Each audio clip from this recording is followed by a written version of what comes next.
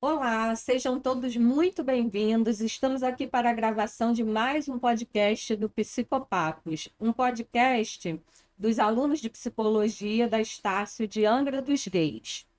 Bom, hoje nós estamos aqui para tratar um assunto que é muito assim sensível, mas que também é muito necessário de ser tratado, né? Nós vamos falar hoje sobre suicídio visando a questão da sua prevenção, né? Porque, segundo a Organização Mundial de Saúde, a cada 40 segundos no mundo, uma pessoa se suicida. E esse número não para por aí, ele vem crescendo a cada ano, né? Então, isso é uma coisa que a gente precisa tratar, precisa trazer para o conhecimento da população. E é isso que o nosso podcast vai fazer hoje aqui. Chama a vinheta.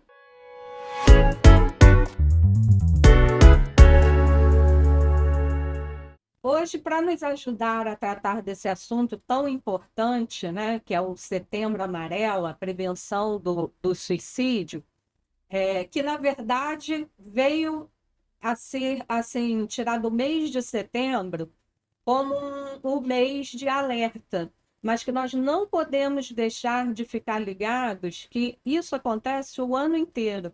Então, falar sobre suicídio, falar sobre a prevenção, nós temos que fazer isso durante todo o ano. E para isso nós trouxemos aqui a nossa querida, eu fico muito honrada em recebê-la aqui, a psicóloga Shirley Moraes Pereira. Ela é coordenadora de psicologia ambulatorial, é pós-graduada em mediação de conflitos com ênfase em família e violência contra a mulher. Bem-vinda, Shirley.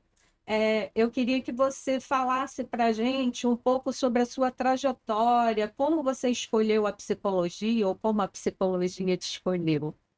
Então, primeiro, obrigado pelo convite, né? É uma honra estar aqui podendo falar com vocês, podendo estar colocando um pouco da minha experiência de um assunto muito importante a ser falado, realmente, né? Como eu escolhi a psicologia, ela foge um pouco, né? A trajetória, geralmente, aquela coisa do dom. A psicologia foi minha segunda opção, porque eu venho de uma profissão que chegou a um ponto que eu pensei que não ia poder continuar com ela até determinada idade. Eu fiz inicialmente odontologia, que não Sim. tem nada a ver, são polos completamente diferentes. E trabalhei por 34 anos. Eu sou péssima em matemática, sou de humanas, né? Então, assim, 34 anos, eu parei na pandemia. E a odontologia, ela puxa muito pelo físico. Realmente eu, que já tinha problema de coluna. E aí, um dia, conversando com uma paciente, ela foi no atendimento, ela pediu, vamos só conversar hoje? Eu falei, vamos. E aí, daí surgiu a possibilidade de fazer psicologia. Você é coordenadora de psicologia ambulatorial. O que que essa função envolve? Então, hoje eu estou como coordenadora. Quando eu cheguei aqui, eu sou concursada pelo município de Angra dos Reis. A minha área foi, inicialmente, eu fui para a educação, que foi maravilhoso, um aprendizado muito interessante, porque foi uma área que eu nunca tinha pensado na faculdade. Eu fiz as matérias básicas, né? Então nunca tinha pensado. Foram 4 anos, quase 4 anos e meio na educação. E daí eu passei para a saúde. E meu curso foi da saúde. Fiquei na saúde, na ponta, no atendimento, de onde eu trago toda a experiência. Aí eu fui convidada para a regulação, que foi implantada. Nós não tínhamos a regulação de psicologia, Sim. que é onde você recebe os encaminhamentos, que vem dos médicos, vem da própria educação, e você ali vai analisar, vai dar o grau de risco, né? Se é vermelho, se é amarelo, se é verde, se é azul, e o grau de atendimento, a necessidade, para que área, né? Se é atenção secundária, se é atenção primária, para que área vai. E em 2024 eu fui convidada para a coordenação da psicologia ambulatorial. A coordenação da psicologia ambulatorial, ela envolve os atendimentos de ponta, que são os CENs, agora estão se transformando em AMEs, né, que é o Centro de Especialidades Médicas, Sim. e os atendimentos ambulatoriais ali. Então, eu tenho ao todo 17 psicólogos espalhados por todo o município de Angra dos Reis, e eu trabalho com eles no fluxo, em alguns problemas que na articulação, né, de pacientes que estão no ambulatório para outros equipamentos, alguns problemas pessoais deles na articulação de agenda, construção de projetos, de cuidado para os próprios psicólogos.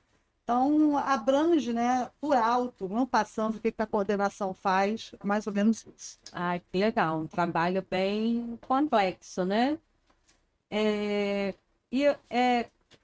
Dentro desse seu trabalho, né, você lida com N situações, né?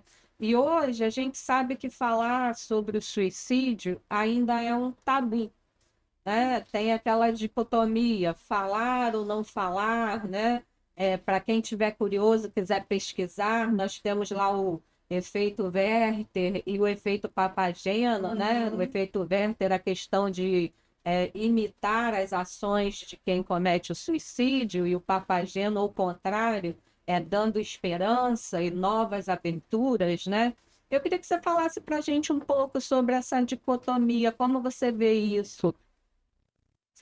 Então, você vai perceber que ao longo da nossa conversa, eu vou ficar muito, vamos dizer assim, em cima do muro nas respostas. Sim. Porque com uma boa psicóloga, eu não gosto de fechar nada.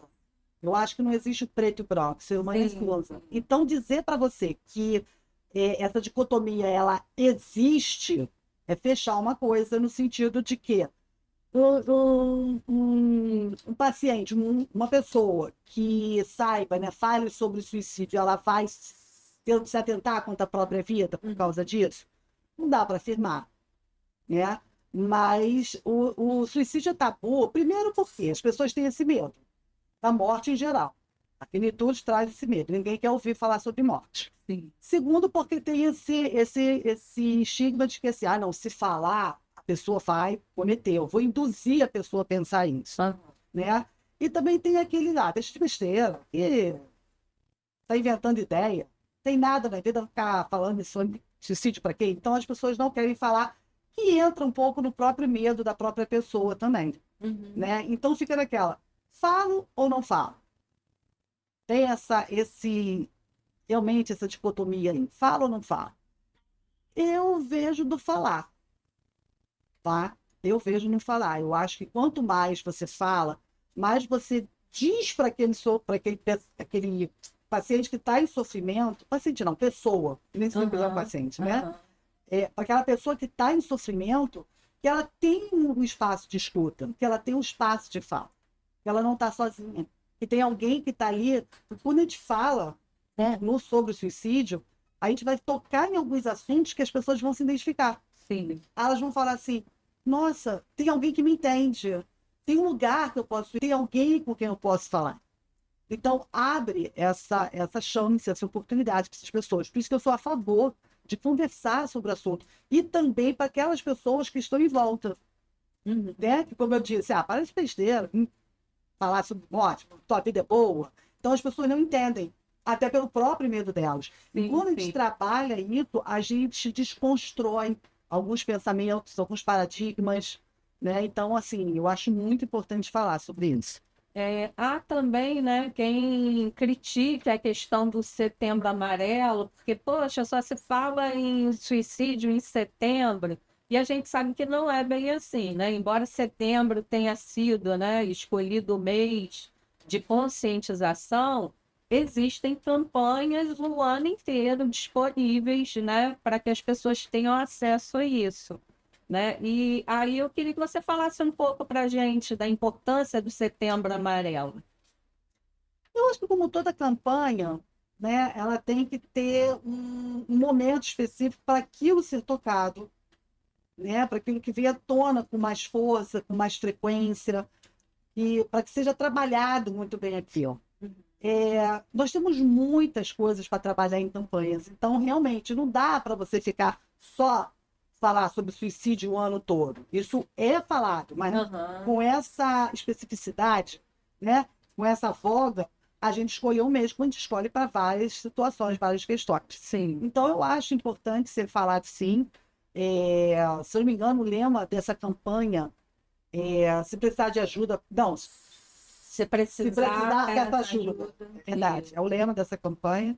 Então, o Setembro Amarelo, o dia 10, que é o dia específico, né? Sim. 10 de setembro, ele é importante porque ele traz em voga isso, são vários trabalhos, então as pessoas se sentem reconhecidas, elas se identificam com alguma coisa que é falado.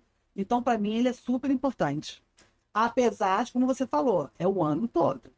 Sim, sim. Setembro é só para Para dar aquela despertada, né? E eu entendo também, eu queria que você me ajudasse aí, né? Que, na verdade, a gente só consegue lidar com aquilo que a gente conhece, sim, né? Então, essas campanhas são importantes para que chegue ao conhecimento das pessoas, de repente, algumas coisas que elas nem têm ideia, que possa ser um agravante, algo que induza ou não, ou que possa ajudar, né? Uma pessoa que esteja realmente em sofrimento. Então, entrando nessa questão, eu gostaria que você falasse para a gente, assim, como o psicólogo ele atua nesse manejo clínico quando tem um paciente com riscos, né? Como lidar com essa pessoa, né? E o que, de repente, você poderia falar para as pessoas que estão ali ao lado dessa pessoa que está em sofrimento? Você poderia falar um pouco para a gente? então, quando você fala assim, como lidar com essa pessoa, como o psicólogo vai lidar com essa pessoa que está em risco,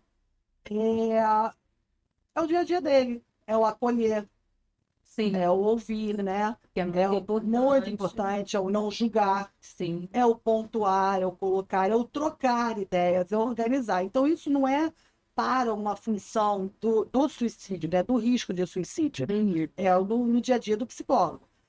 Quando há esse risco, quando há um paciente com uma ideação, né, até com planejamentos, então o psicólogo ele tem que estar muito mais presente, ele tem que procurar saber que ele tem que estar o dia a dia junto do paciente. Trazer, conversar com esse paciente para trazer as pessoas mais próximas, os familiares, para poder estar acompanhando aquilo ali. Porque se há esse risco, se há esse planejamento, principalmente, o psicólogo tem que ser muito mais presente do que numa terapia dita comum, né? Então, é nisso, é procurar conversar com o paciente, com quem que ele pode conversar, com quem que ele pode trazer, pedir permissão ao paciente de conversar com a família dele, sim, independente da idade, né? Porque, a não ser quando é uma criança muito pequena, a gente não tem essa coisa de pedir permissão. Te fala, olha, eu vou falar com seu papai, eu vou falar com sua mãe. Mas quando é um adolescente, um adulto, a gente pede a permissão, olha, eu vou conversar, fala sobre o que vai conversar, para trazer e estar no dia a dia com esse paciente. Ele precisa estar acompanhado dia a dia. bom, isso é muito importante, né? Esse apoio familiar, que é porque, na verdade, quando se fala de prevenção, não é uma coisa só, são atitudes e ações multifatoriais, né? Tem o ambiente, tem a família, tem o psicólogo, muitas vezes é necessário também que seja encaminhado, se já faz, Fiscalizar, né, né? isso, para um psiquiatra que possa estar lidando com essa questão das medicações, né? E ainda, né, nessa situação, a gente sempre escuta falar que existem fatores protetores e estimulantes, e alguns até, de certa forma, entram numa dicotomia também, que são as relações sociais, amizades, família, né, como fatores que servem de proteção e muitas vezes de risco também, né? Dependendo de como é abordado. Eu gostaria que você falasse também um pouco para a gente como isso pode levar à proteção ou aumentar o risco para essa pessoa em sofrimento. É, voltando àquela linha, nem tudo é fechado. Não Sim, é porque é sim, uma coisa que vai acontecer com todo mundo, sim, né? sim, Então, assim, o social é muito importante. A pessoa ela precisa ter um apoio social, ela precisa ter amizades, porque o isolamento é um grande risco, né? A pessoa sim, já está ali, não está se identificando com nada, está vulnerável, está se sentindo inadequada. E aí ela está isolada, não tem esse apoio, essa família, esse amigo. Então, os fatores protetores são esses, principalmente, né? A família, os amigos, a rede social, né? a religião, a fé, não religião em si, não necessariamente você precisa também religião, mas uma fé, né? Uma responsabilidade, um objetivo de vida. Isso te dá toda uma proteção, né? Para que você, a responsabilidade, para de repente a responsabilidade do cuidado com alguém, né? Então eu transformo, né? Desculpa, eu transfiro a minha atenção mais para essa pessoa e vejo o quão importante eu sou para essa pessoa. Esses são fatores que ajudam a proteger esse tipo de pensamentos de atentar contra a própria vida. Fatores de risco que a gente presta atenção é o isolamento, são doenças, transtornos mentais, questões de bullying, Sim, sim. né? Questões de sexualidade, são fatores de risco, porque quando há esse problema, o preconceito, condição social, então são fatores que podem levar a deteriorar uma condição mental e a pessoa se atentar contra a vida. E dentro disso que você está colocando, eu acho importante também a gente, né, salientar, e você que é especialista, você me ajuda se eu estiver errada, mas a questão das relações sociais também é complicado, porque, como você falou, se o meio que a pessoa vive ali, ela não tem conhecimento sobre o assunto e começa a banalizar o sofrimento dessa pessoa, isso também pode gerar um fator de risco, né? Assim como o excesso de religiosidade, que tudo é pecado, né? Como você colocou em relação à sexualidade, mas não é só assim a sexualidade. A religião, às vezes, a religiosidade em excesso, às vezes também leva a pessoa a se sentir constrangida, a se sentir presa, até dificuldade para se abrir com o psicólogo, ou com a família, ou com o amigo, para expor, porque isso é falta de fé, isso é falta de entendimento das coisas divinas, né? Aí eu queria que você me ajudasse nessa situação, que também, né, algumas pessoas dizem, isso também pode ser um fator de risco. Sim, sim. Você falou assim, a religiosidade em excesso. Sim. É aquilo, eu não trabalho nem com 8 nem com 88, Sim, né? sim. Porque a falta de religiosidade também tira o objetivo. Sim, tira o objetivo. Mas você foi para um ponto interessante, quando você tem a culpabilização. Sim. Entendeu? O que você está sentindo é a sua culpa. Porque você não tem fé, porque você não acredita, porque você não faz isso, porque você não faz aquilo. Então, isso também prejudica bastante. E nesse ponto, você disse assim, as pessoas que estão em volta não te acolhem, não têm essa empatia. Sim. Mas elas também, por desconhecimento, mas também por medo. Sim. De não querer tocar nesse assunto. Então, Sim. também tem que saber qual é a situação ali, mas de qualquer maneira ela não acolhe. Né? Então, ela acaba piorando uma situação. E essa coisa da religiosidade, principalmente, não da religiosidade, mas da culpabilização, o que você está passando é porque você não faz isso, como se fosse a coisa mais simples do mundo, isso só piora. Isso torna a situação muito pior. Porque se eu já estou me sentindo inadequado, você chega para mim e fala assim, não, mas isso é porque você não tem fé. Eu falo, eu não presto, não. Nem fé eu consigo ter. Piora tudo. Infelizmente, isso acontece, né? E aí eu acho interessante esse nosso papo para a gente estar esclarecendo isso para as pessoas, né? Que há de se ter um certo cuidado, né? Quando você vai falar. Porque até a questão, né, quando fala lá do efeito Werther ou Papageno, do incentivo ou você não imitar a situação, é uma questão da maneira como isso é comunicado, né? Se você comunica como uma coisa assim, que isso é a ação final, a pessoa vai entender que realmente aquilo ali é o final, né? Mas quando você fala de uma maneira assim, mais tranquila, com informação, sabendo que aquilo ali não é um tabu, eu acho que a pessoa também se sente mais acolhida, né? Há mais possibilidades de coisa. E aí acho que vale muito a pena lembrar aqui, né? Se precisar, peça ajuda, converse com um familiar, com um amigo, se possível, busque ajuda profissional, né? Porque o profissional, o psicólogo principalmente, o psiquiatra, são as pessoas capacitadas para estar lidando com esse tipo de sofrimento. Então, é importante, não esqueça do CVV 188, né? Que é uma linha, como eu já falei, 24 horas, que está lá, pessoas capacitadas para te ouvir. Você não está sozinho. Na verdade, por fazer o adendo que você está falando, não é só o CVV, né? Sim. CVV, a pessoa liga, 88, a pessoa liga, mas nós temos os CAPs, nós temos as próprias ESFs, né? Já estou atropelando. Não, mas está As ótimo. próprias ESFs, o próprio médico. Sim, Né? sim. O professor, o padre, o pastor, o pai de santo, alguém que você que te acolha, que você se sinta acolhido. Porque o problema realmente é fala.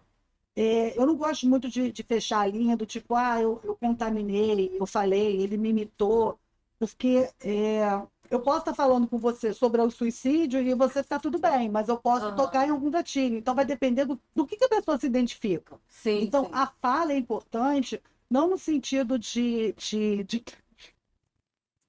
apontar para alguma coisa, mas só de ouvir. Às vezes a pessoa fala, tá mal, porque perdeu o gatinho dela morreu. Ela é de um gato. É um gato para você.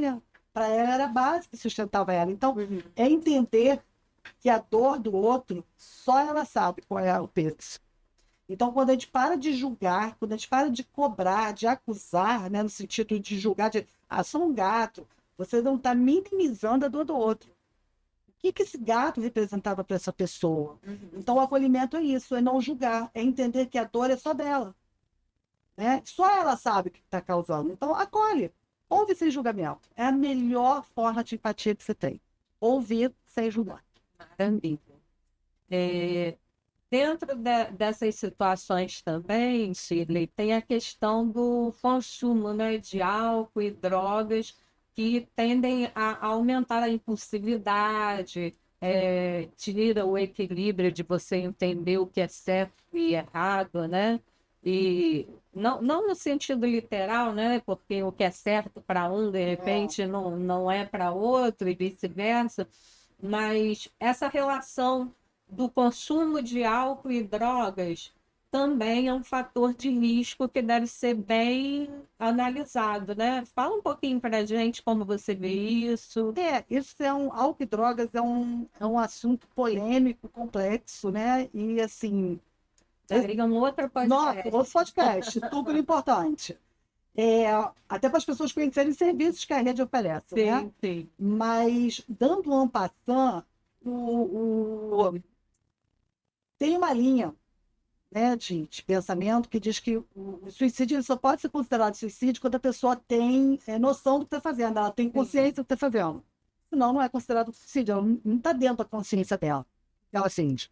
Então, o álcool e drogas, quando acontece alguma situação quando a pessoa tenta contra a própria vida, a gente fica pensando assim, ela tentou, cometeu suicídio, ou foi alguma coisa do uso abusivo, né, daquelas substâncias. Sim. Então é muito difícil. Agora, o uso abusivo de substâncias, ele às vezes é feito justamente por eu tenho consciência do que eu quero, eu só não estou com coragem.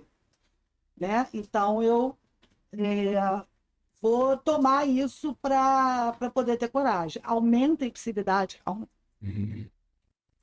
Então é algo que tem que ser pensado, trabalhado no outro podcast, acho que vai ser muito interessante falar sobre isso. Mas de qualquer maneira, tipo assim, para pessoas, né, que já têm algum fator de risco, que já esteve em situação de se pôr em risco, é bom que os familiares, que a rede de apoio, que o próprio psicólogo que acompanha, né, esteja atento, mais na questão de informar, de instruir o quanto isso pode ser prejudicial para o tratamento. Até mesmo aquela pessoa que até hoje não apresentou risco, né? Porque gatilho é uma coisa que aparece nada. Você se identifica com alguma coisa que é exacerbado pelo uso abusivo e ali pode sair alguma situação muito complexa. Bom, a gente sabe também que a questão assim de identificar os fatores de risco, isso é uma coisa multifatorial, né? e de longo prazo também, porque não é só um fator, né? São vários que se entrelaçam ali, né? Mas a gente sabe também que existem algumas barreiras, algumas coisas que dificultam essa detecção, esse sentido. O que que você poderia dizer para a gente assim que hoje seria as maiores barreiras para você identificar um comportamento suicida da família, por exemplo, ou de um conhecido, ou até mesmo de um paciente, né? Então, o desconhecimento, né, minimizar o medo, né, o medo de estar vendo aquilo. Isso, a dinâmica familiar, Sim, a falta de vínculo. Hoje em dia nós estamos muito mais voltados para a internet, então a gente não está conversando, né? O não acreditar, o achar que é besteira, são umas grandes barreiras, né? Entre as que eu vejo, são as não seriam as as maiores. maiores, para detectar o risco é por aí. E quando a gente fala, né, em fatores de risco, a gente entra naquela questão que existem os fatores modificáveis e os que são considerados não modificáveis, né? A gente até estava conversando sobre isso, né? A questão da perda do gatinho, ou de um ente querido, ou de repente uma dinâmica familiar que não é muito boa, né? Aí eu queria que você abordasse esse tema, falasse para a gente um pouquinho sobre esses fatores modificáveis e não modificáveis, o que é possível a gente tentar modificar para ajudar a pessoa em risco e o que realmente não é possível mudar, né? Porque são coisas que são assim, inerentes ao Não próprio tem como. sujeito, que não tem muito Por exemplo, feito, né? situações não modificáveis, uma doença, uma perda, né, morte de alguém, o sexo, são coisas que não são modificadas. Então, o que você tem que trabalhar ali é fazer com que o paciente, com que a pessoa consiga viver bem com aquela situação, né? Por exemplo, eu vou dar um exemplo do luto, que é o que eu tenho mais experiência. Ah, não. Eu chego para o paciente e falo, não vai ser fácil. E não é fácil. A pessoa nunca mais vai voltar. Então você não vai, você vai ter que aprender a viver com a falta. Então eu digo para ele, você vai sorrir de novo. Você só vai sorrir diferente. Você vai ser feliz de novo. Você só vai ser feliz diferente. Né? Às vezes chega algum paciente para mim e fala assim, eu não sou mais aquela pessoa. Eu falei, ainda bem, né? Você modificou, porque é o caminho de todos nós, é modificarmos. Você nunca mais vai ser aquela pessoa que você foi aos 20 anos. Você passou por várias situações. Então, ali você vai aprender a ser diferente. Então, eu sempre trabalho isso. Eu não posso modificar, eu posso te auxiliar a viver com aquela situação. Buscar uma estratégia para viver com aquela situação. E as situações modificáveis também são alguns tipos de doenças, né? Que você tem como medicar, você tem como acompanhar, né? São algumas perdas, tipo divórcio. Você tem como mudar aquilo, né? Filho que foi para a escola, síndrome do ninho vazio. Você tem Que é como muito modificar. comum, né? Exato, você tem como dar uma modificada em algumas situações. De repente, não ter outro filho, passar atenção para o outro lado. São situações que você pode moldar e transformar aquilo através de algumas estratégias. E nesse ponto também entra a importância da busca de um atendimento psicológico para Sempre. estar ajudando a lidar tanto com esses não modificáveis quanto com os modificáveis. Porque muitas vezes a gente sabe, eu lembro que uma professora minha, né, sempre falava que o óbvio precisa ser dito.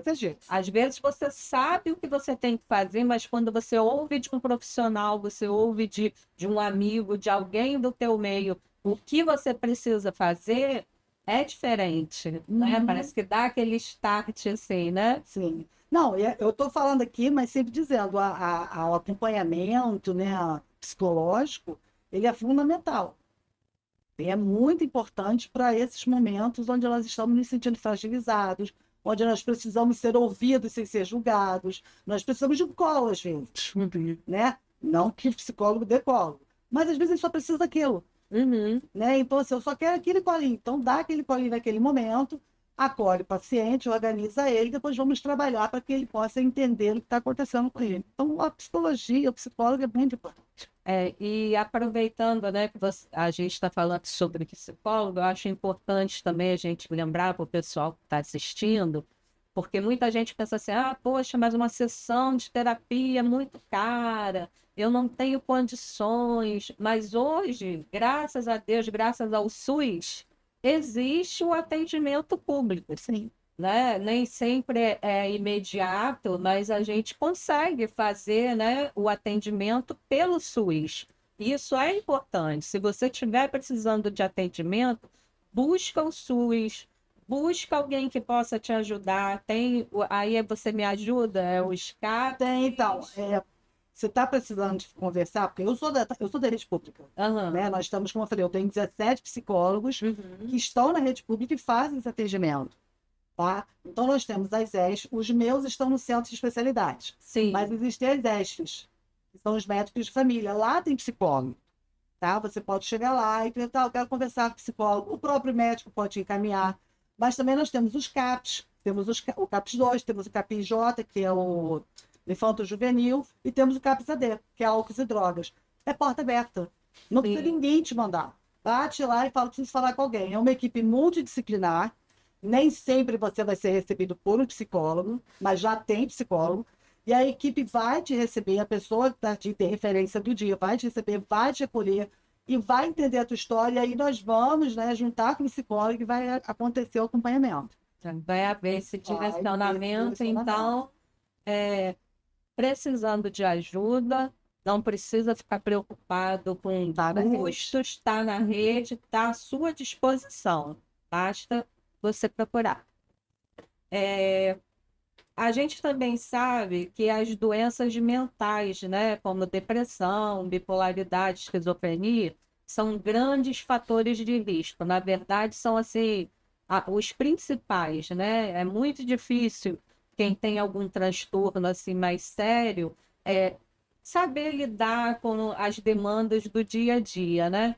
E aí vem a questão do diagnóstico, né? Por que que esse diagnóstico, quando a família percebe que o familiar ou a própria pessoa se percebe numa situação assim diferente do que seria considerado normal, qual a importância dele procurar um atendimento para ter um diagnóstico precoce, até como prevenção ao suicídio?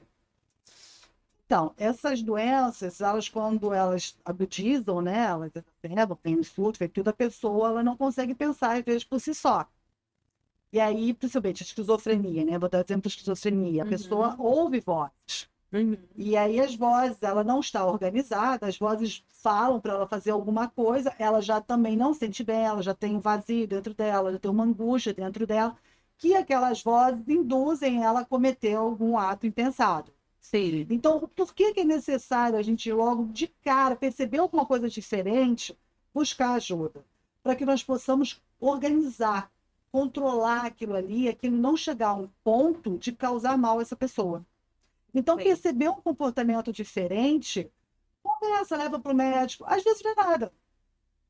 Porque eu tô falando, perceber um comportamento diferente, mas que comportamento é esse? Às vezes não é nada. Mas vai buscar um especialista, vai conversar. Eu tenho um caso de uma menina que eu conversei, ela chegou para mim com 15 anos, ideação, suicida, isso tudo, e a família entendeu. Desde pequena ela apresentou um comportamento que a família entendeu como timidez. Ah, ela é Sim. só tímida, mas era um tímido absurdo. Ela não conseguia falar com ninguém, na escola não socializava, mas ela era tímida.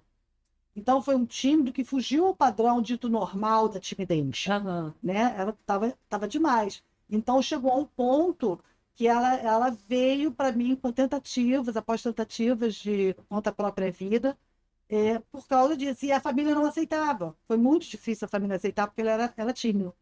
Então, assim, percebeu alguma coisa diferente. Por mais que você só tenha um filho, a gente tem outras crianças, né? Que você Sim, fala, tá de sim, uma coisa tira como diferente. parâmetro, Então, já. vamos conversar.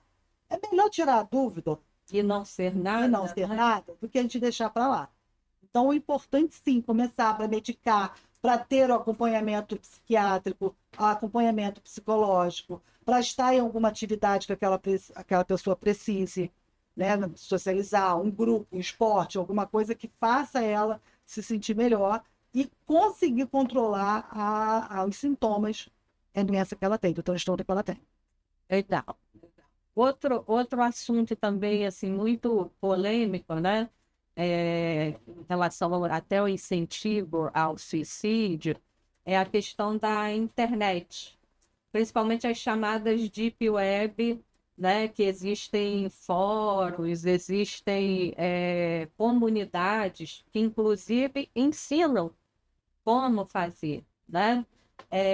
Além dos jogos virtuais hoje, esses jogos de aposta, que podem ser assim um risco enorme para quem já tem principalmente um comportamento suicida, né? E eu queria que você assim dissesse para a gente o que pode ser feito a respeito disso, principalmente jovens e adolescentes que hoje estão mais na rede, né? O que pode ser feito em relação à internet para que a gente esteja diminuindo esse risco dessas crianças estar tendo esse acesso? Você trouxe o tema polêmico, hein? E, gente, é tão difícil hoje porque a tecnologia ela está em tudo, né? Sim, sim, Hoje ela a ajuda ela em tem muitas tudo. A coisas. gente, eu estava brincando outro dia, eu falei, gente, se acaba a rede assim, a gente surta. Todo mundo fala, o que eu vou fazer? E tem, você não consegue comunicar. Então, é muito complicado, porque hoje os jovens estão estudando pela internet, os jovens estão se comunicando pela internet.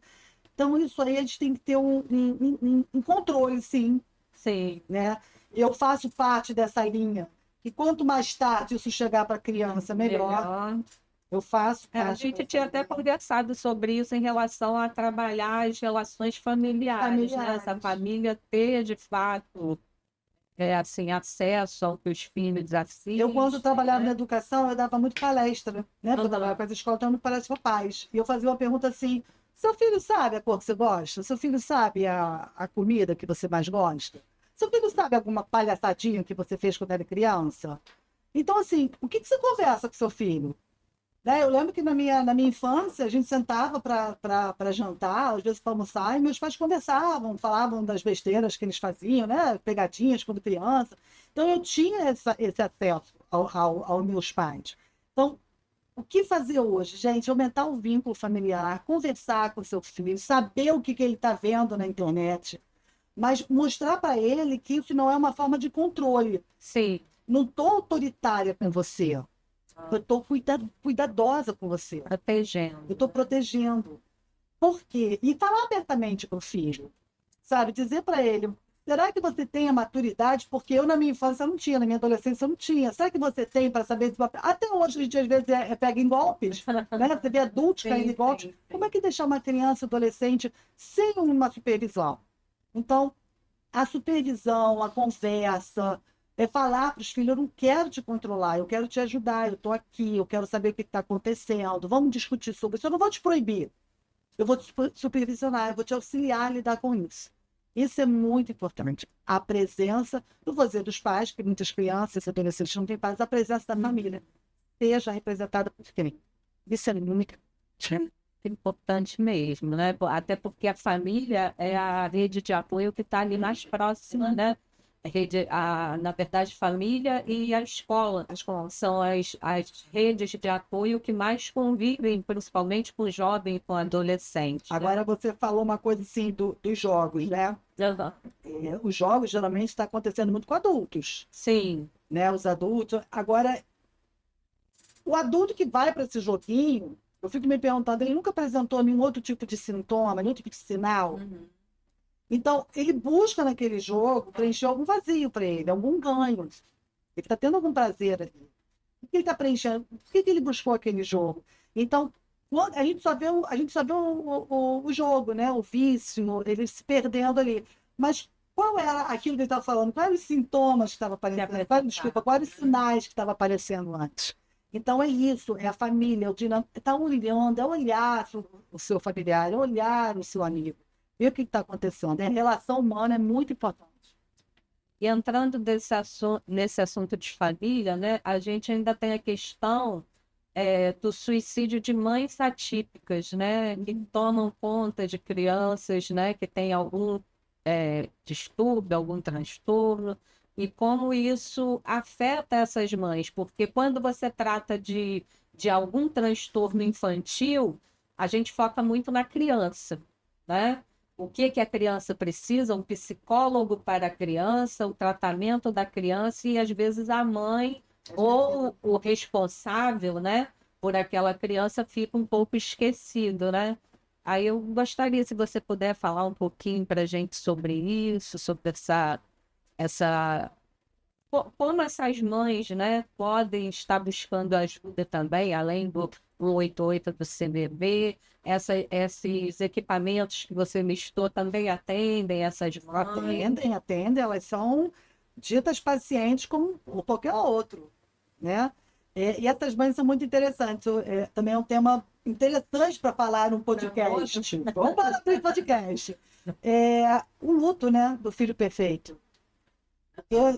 Eu não conheço nenhuma mãe que fale assim, eu quero ter um filho com algum transtorno. A gente quer ter um filho perfeito. Não. Então, quando vem um filho que é o considerado atípico, né, tem o luto. Não era o que eu queria. Então, essa mãe está sofrendo. Então, ela sofre por não ter um filho perfeito e sofre pela culpa de estar sofrendo. Uhum. Né? Então, é uma culpa em cima da outra, é uma cobrança em cima da outra. E, gente, é muito bonitinho falar sobre a criança típica na internet. Porque a gente vê aqueles 30 segundos ali de vídeo. Aí vê o carinho da mãe, vê alguma coisa engraçada que a criança. Eu estou falando de criança porque a gente já chegou na criança, mas qualquer pessoa psiquiátrica com transtorno psiquiátrico é muito bonitinho na internet. E conviver é muito pesado. Tem dias que aquele serzinho não dorme, que quebra tudo, que a mãe está esgotada, porque a mãe é um ser humano, gente, como qualquer outro qualquer, entendeu? Ela é um ser humano, ela tem suas fragilidades, ela tem seus traumas que ela trouxe. Então, ela está lidando com problemas que ela não estava preparada. E ainda chega alguém e ainda culpabiliza a sua mãe, né? E alguém não dá apoio. Então, é muito complicado. Então, o que eu digo, primeira coisa, você, a gestante, descobriu alguma coisa na gravidez ou no parto, busca ajuda para trabalhar, primeiramente, esse luto do filho perfeito que você esperava. Né? E a partir desse momento, você já vai trabalhando esse luto, você já vai aprendendo a lidar com aquela perda do filho perfeito, e você vai aprendendo a lidar com essa criança que vai merecer um outro tipo de atenção. Então, nós temos, por exemplo, o CAPSI, hoje em dia, CAPSI, né? Ele tem grupos de familiares. Portas abertas. Você pode chegar lá e falar assim, eu sou uma mãe atípica, eu queria poder participar, poder falar do meu filho. E ali vão estar mães falando sobre isso, cada uma das suas dificuldades, aí você esvazia, você fala, você organiza, você pega através da outra ideia. Olha, ela fez isso, deu certo, serviu para mim. Então, por esses equipamentos, elas podem buscar ajuda e devem. Muito legal. E principalmente, gente, vamos parar de culpar essa mãe. Vamos parar de culpar. É importante. Já é difícil ser mãe, né? De uma criança dito normal. Elas já cansam. Eu já escuto as mães falando, eu não aguento, vou devolver. Então, assim, já é complicado. A mãe atípica, vamos ter mais carinho para essa mãe, vamos olhar com mais humanidade. Essa mãe está sofrendo também. Com certeza, né? E voltando ao nosso assunto aqui, a questão da prevenção também, tem aquela questão do querer e não querer, né? Que eu acho que é importante a gente falar também. Nem todo mundo que tem uma ideação ou que chega a ter uma tentativa de suicídio, ela quer de fato morrer. Né? Muitas vezes é uma forma de tentar tirar aquela dor que ela não sabe explicar. Aí eu queria que você me ajudasse falando um pouquinho da tua experiência. Isso é uma coisa que o próprio simples senso comum fala, né? Ela está dizendo que para se matar é só pedindo ajuda, não vai não. Não é bem assim. Às vezes é um pedido de ajuda, né? Às vezes é avisando, tô querendo mesmo. Agora, às vezes, é só um pedido de ajuda no sentido, eu não estou aguentando mais, eu não quero, eu quero acabar com a dor. Eu não quero, eu tinha uma paciente que falava, eu não quero morrer, eu quero dormir e nunca mais acordar. Se você perceber, ó, dormir nunca mais acordar é morrer, não a concepção dela, porque ela não queria morrer, ela não queria largar a vida em si, ela queria largar essa vida dela que tá difícil. Então, dormindo, ela saía da dor dela, ela saía do problema da questão dela.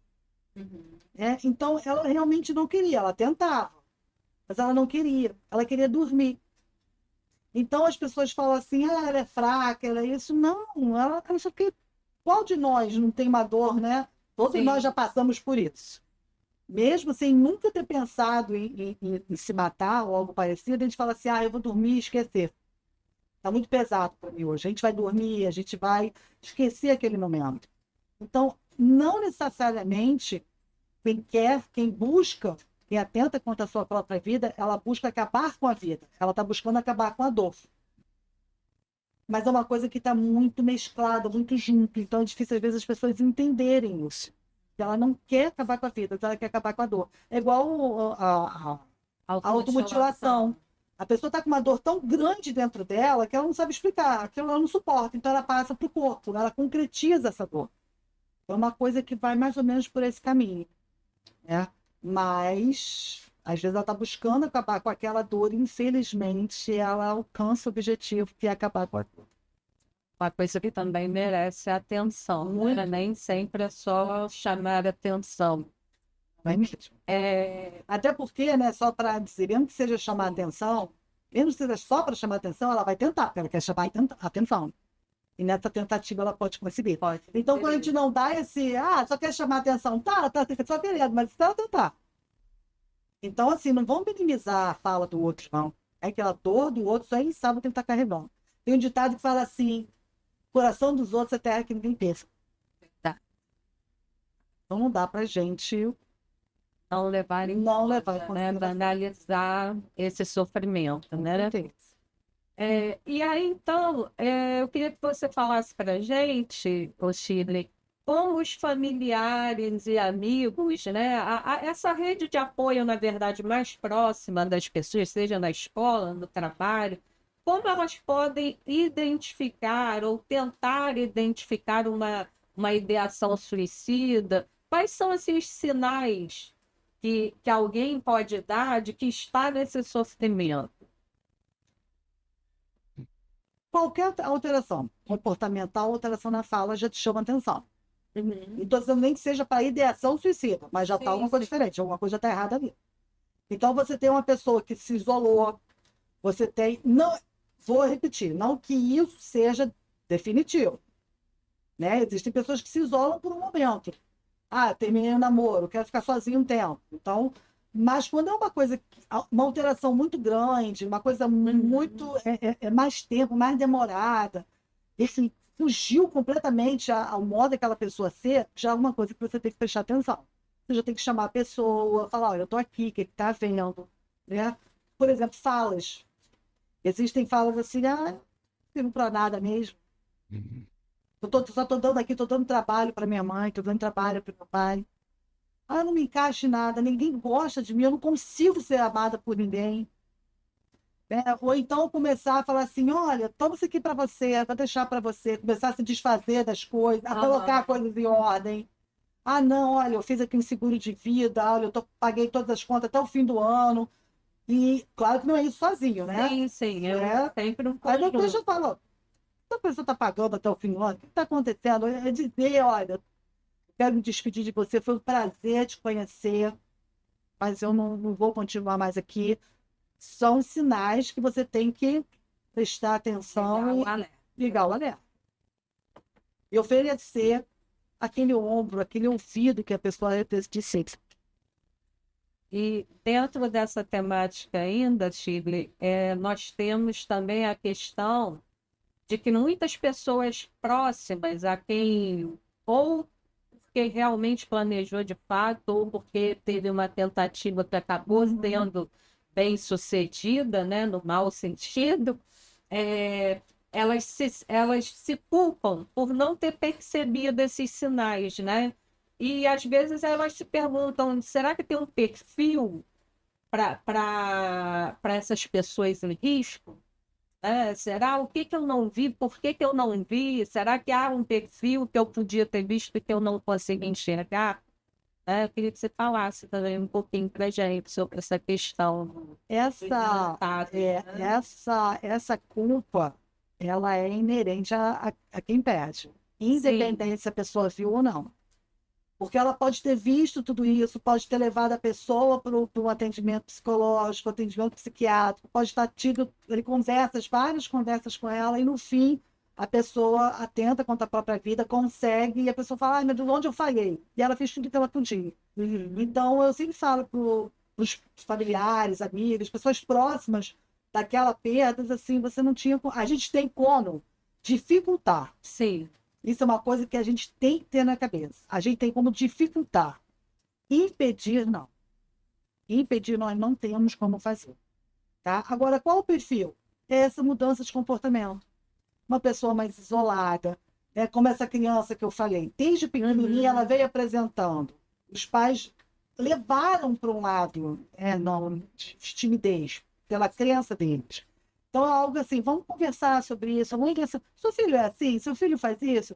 Mudou o comportamento? Algumas falas, algumas atitudes que a pessoa está tendo, isso geralmente demonstra que pesquisas, Uhum. as pessoas pesquisam, né, falam sobre isso. Eu ouvi falar sobre chumbinho, vem de chumbinho ainda aqui no Rio de Janeiro. Então as pessoas começam a fazer perguntas de planejamento, né, de como vai conseguir fazer alguma coisa. Isso são situações que você tem que olhar.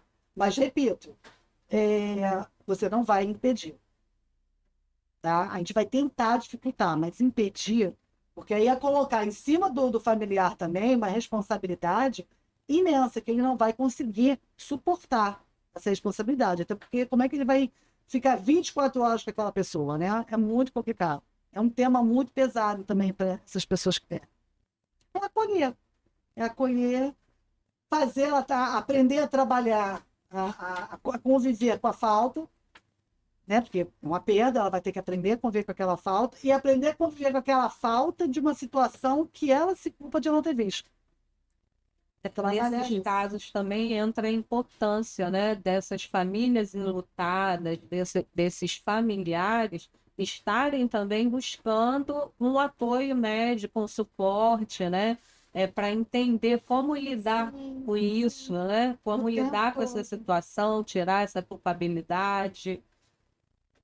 É bem. O suporte é o suporte espiritual, um suporte familiar, um suporte de amizade, um suporte médico, às vezes medicamentoso, é necessário. Muita gente tem medo de tomar um remédio, né? Aham. Eu costumo dizer, muitos pacientes meus têm medo de tomar remédio. Ah, porque remédio vicia. Eu falo, gente, olha só.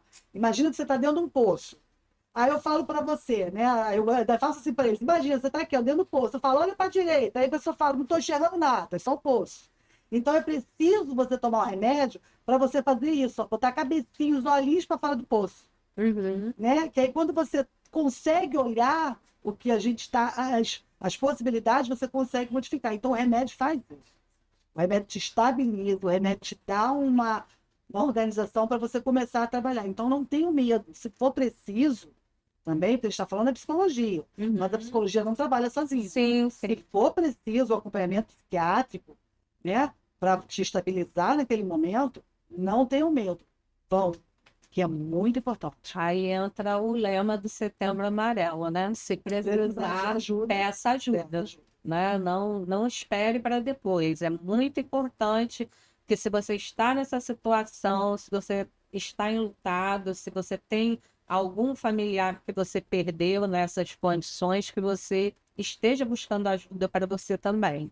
Que é uma coisa, né, que as pessoas falam assim, fraqueza. É a fraqueza. O pedir ajuda, a ir a um psicólogo, isso às vezes parte tem essa diferença do gênero, né? Tem muito mais problema com os homens pela própria cultura masculina. Ai, pedir ajuda, eu sou fraco. E a pessoa tenta lidar com aquilo, achando que vai conseguir, porque a cultura assim o impõe, você não pode ser fraco, você não pode ser fraco, você não pode ser forte, você não pode desistir, e você vai empurrando até você não aguentar mais. Então, assim, não é fraqueza pedir ajuda. É importante. Isso só mostra que você, naquele momento. E eu costumo dizer o seguinte: todos nós pedimos ajuda. Até eu peço ajuda. Porque as pessoas acham assim: psicólogo tá. Não, psicólogo também é um ser humano.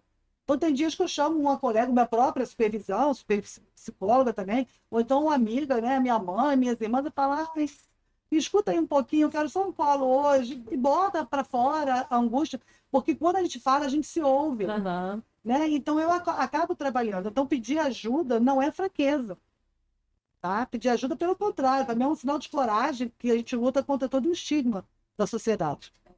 É muito importante. Nós estamos caminhando já para o final do nosso podcast, né? Uma pena, Eu falo porque o muito. papo está maravilhoso, mas eu gostaria, assim, para a gente fechar, né? Quando a pessoa está em sofrimento, quais os primeiros passos que ela deve ter para pedir ajuda?